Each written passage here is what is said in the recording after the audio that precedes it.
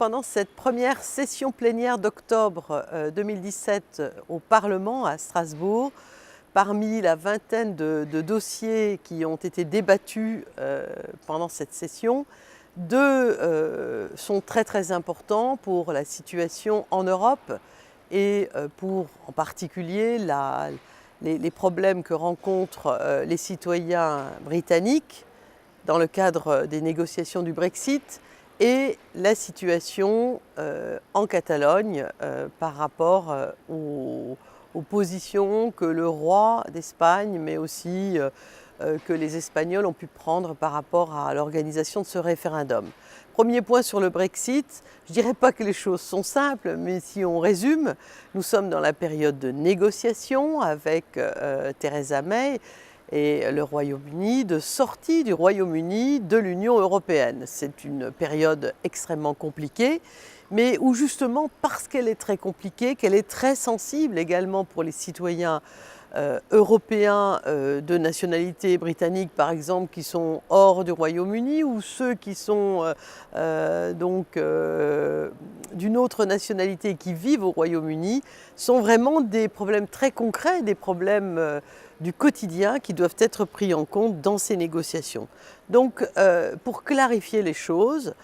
Michel Barnier, le négociateur du Brexit, négociateur en chef mandaté par la Commission européenne, et Guy Verhofstadt, qui est notre négociateur pour le Parlement européen,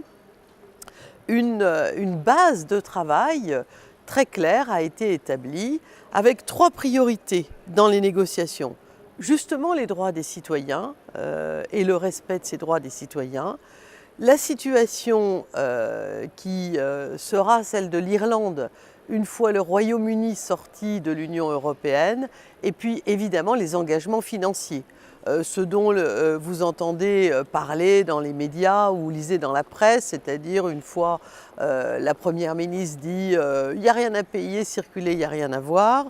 ou bien elle dit 20 milliards, pas un euro de plus, et nous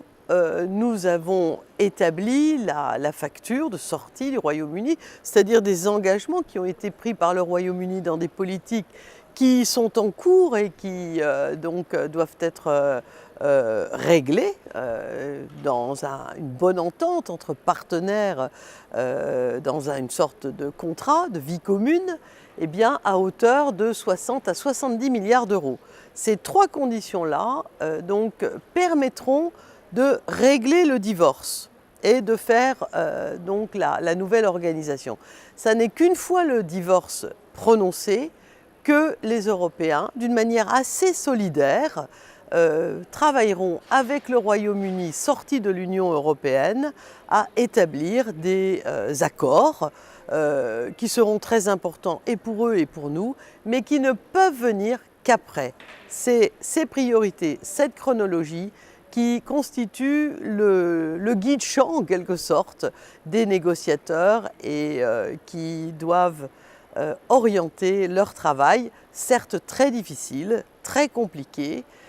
parce que les partenaires ne sont pas toujours francs de collier, mais qui conditionnent la réalisation dans le temps imparti, c'est-à-dire avant les élections européennes de 2019,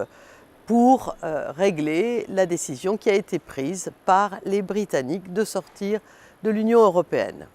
En ce qui concerne la Catalogne, je serai plus brève. La situation en Catalogne amène les uns et les autres à surtout dire qu'il faut essayer de sortir entre guillemets par le haut, c'est-à-dire par un dialogue politique, éviter les violences et respecter l'état de droit. Car quand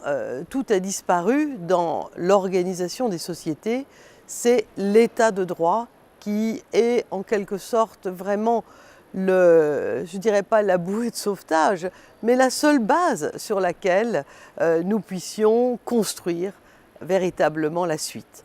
Évidemment, l'Union européenne n'a pas vocation à se mêler de ce qui se passe dans un des États membres. C'est comme si tout à coup les Espagnols se prononçaient sur une idée de départ, mettons de la Corse, de la Bretagne, de l'Alsace-Lorraine,